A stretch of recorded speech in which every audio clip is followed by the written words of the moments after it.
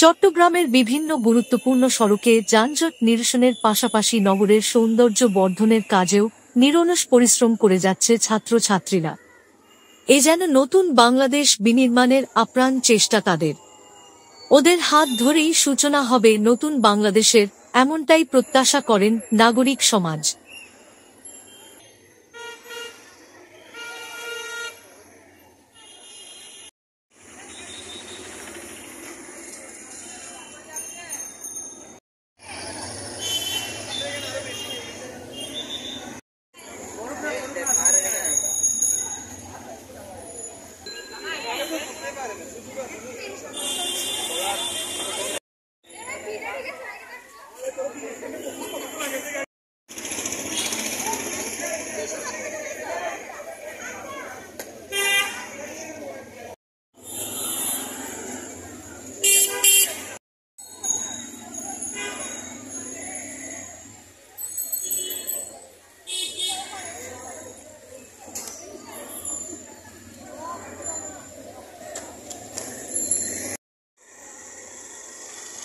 Aman Badsha, TV Bangla.